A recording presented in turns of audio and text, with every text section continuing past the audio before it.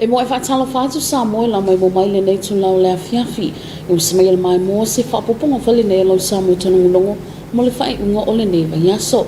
I tala tumoa, wo whaamuta le tamaita i pālemia na fionga fia me Naomi mta afa le ave ayo savale Norma Rapithim Enendeo ma loia silia le malo sauti le ngalea ole nei report. Amutania le tamaita i pālemia le fionga fia me Naomi mta afa le ave ayo savale Norma Rapithim Enendeo ma loia silia le malo le safa malolo le tumau mo le lua vai aso tanwai. I se pepo whamatalanga mai le malo o lo whailo mai le mafuanga o le whaamuta ai o tiute mga luenga a le loia sili i le aso ana nafi. Mai le whaamutai nai la o au nanga a le loia sili e peo na ta ua la fionga le pālemia i se pepo whaamatalanga o na wale ai se whaatua tuanga e le loia sili whaawawa i le tofi. Mo le sila fio le loia sili sa whaamalo lo le tu mau mo le lua vai aso ma sa tu i nai le avanoa mo sono finangalo i tali ai tu tono le aso e se fulu lea na atoa i le aso tonu se fulu au kuso. Ai maise le whaatanunga sa tu i nato le tamaita i pālemia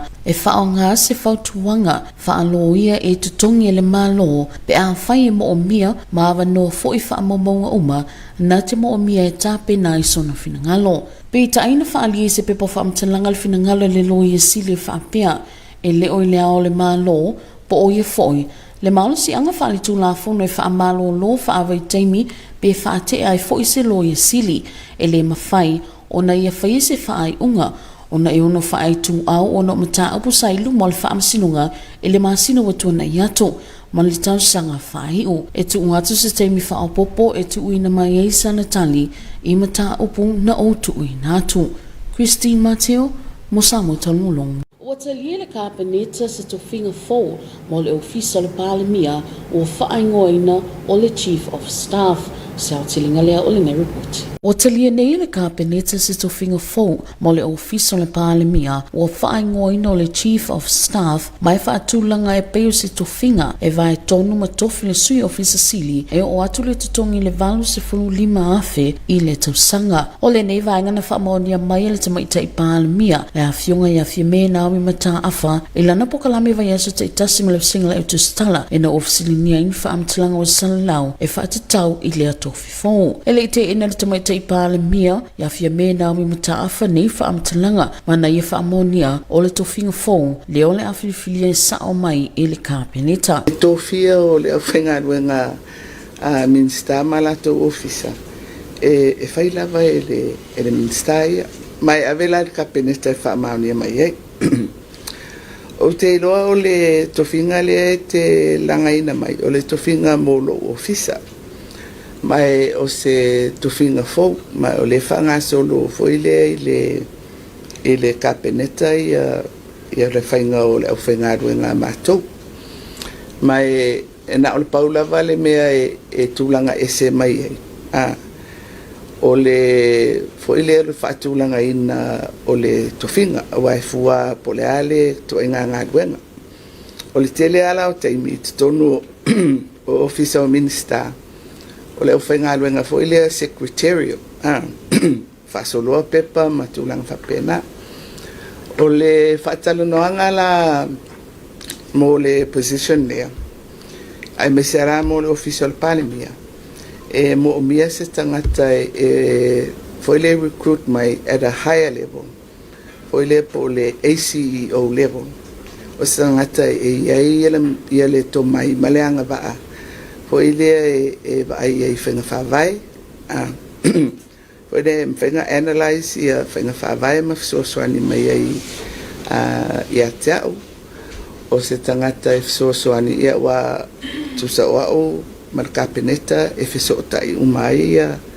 ngayo ngal malo tawala mai minsta mala tom tanga ben ya mai ana fa pea foile wa mtanga ben patino ya te o pe fo lai patino ya ngal ben ai si minsta e atonu lava e ngafatia lava e le ofanga ben lo yeni ya malelango fo ia foi le faudu no wa lo official pare mia mar capineta le ya tau ia al memonia ia mai al meale e pe tawona manino malama iai ele ngata tono le li o le malo ia po le atunu ulau tele e pe ngalo I tangata whaingalu e ngal malo o matou o sui o le atunu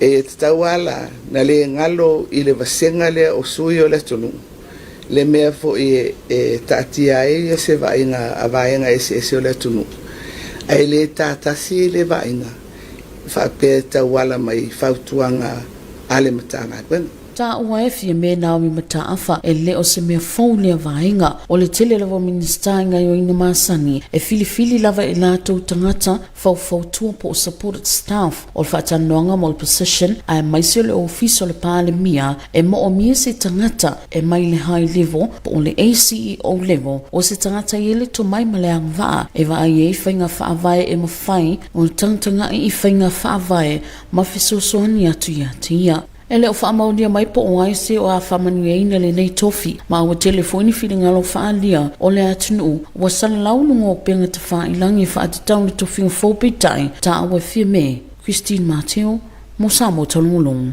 O whamanatu le taita I whono le komisa tangata whaingaluenga le mālo, tangata whaingaluenga uma le mālo, a lātou tiwi te tawawe se whapoponga lea o le nei reporti. O awe se whinangalo tustu si o le tamaitai taita I whono le komisa ngaluenga le mālo, o le whaulurunga ma tangata whaingaluenga uma le mālo, e tusa o se tusi na whaasalawina I lunga o penga te whailangi. O lea tusi na whaalia ai langona o langomia o le whewhewe o nisi tangata whaingaluenga sinia, e le whaona moto sia le lātou ngā luenga o na wa lātou matau lea e le tūlanga o whamalolo le tu mawai nisi tāta whaingaluenga sinia to o lua le malo ai whamawai nisi o le whinangalo le teite I whono le a whiunga I ala wano vau sa epa o lo o ia whamanatu ai I tāta whaingaluenga uma le malo a lātou tiu te tau ave o tau whaale mama foi le tāua o le ofoino le lātou tautua le whainga mālo o tū I le foe, ai maise leo o unanga I le atunu u lau tele. O le whamanatu foi lea le teite I whono o le komisio ngaluenga le mālo,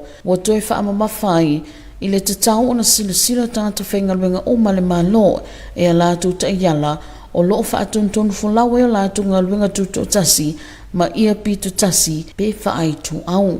O le whinangalo la wano, wo nga tasi, mali taunu o le tusi ua mai o le tāpena I nisu tangata whaingaluenga sinia le malo, anga I le a whiunga, I le pāle mia, ia fia me Naomi Mataafa, le a uafolofola ia lātou atunga lunga.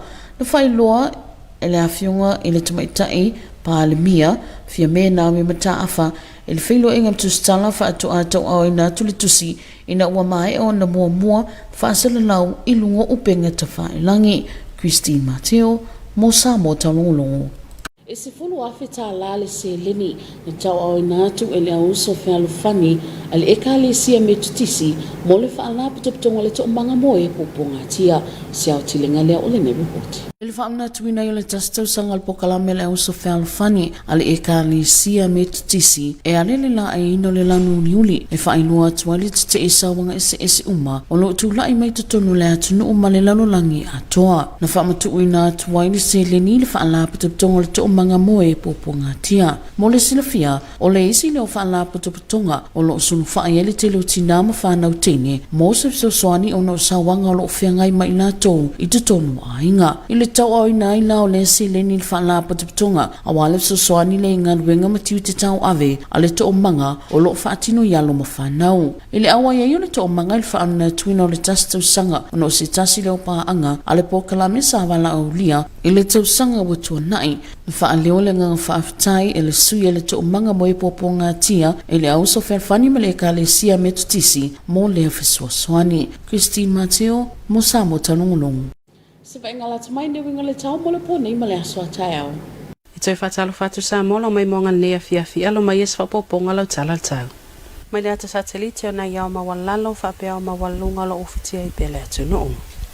Whaafanua tau o se vainga vai afta ingo sa vili mti munga I mātua o lo a ngai malia mai pelunga sa moa mai afia iau mati mui nisio taimi. Malpo nei ea woa nisio vainga manai timo ta uluwa vasolo ai. O le sto nai o le ata apisolo ai timo. Matai whalel po nei o sa vili mta polo e luas furunga tolis fur kilomita le tula ma whaasolo nang mail vai tu e lau I le fiafi o ngasa misau te O sa vilo to loanga ni tau pole was fu nga tolu fu kilomita le tula mai fa soli nang mai le vai to elawi le fiafi o ngalo tasi tes malima nga 2 mita mala sa tayo sa vilo vai to elawi fu 5 kilomita le tula mangalo tasi tes malima nga 2 mita Tala tayo la so tu maltai su tasi minute te elfa ba beao pele mai to lu su fitu minute fu matasi so tu to lu su lo minute le mala fiafi to pele ele le tai le afas fu po Ola so ela tayo le afoleono fa mo mo to fu lo minute te eleono le fiafi ma se reporti le na tsa mo ne fiafi manuele po se fu O le awhaisin tātu malolonga pupu mo whasalong whapisinisi o na tuitili mai le molinga ngana wha Britannia. Greetings and talo for love. Welcome back for English Bulletin for the end of this week.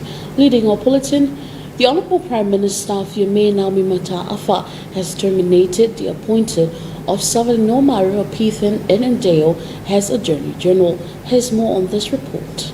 The Prime Minister has terminated the appointment of Savalinoa Mariva Biffen Enendale as the Attorney General, who had been suspended for the past 2 weeks.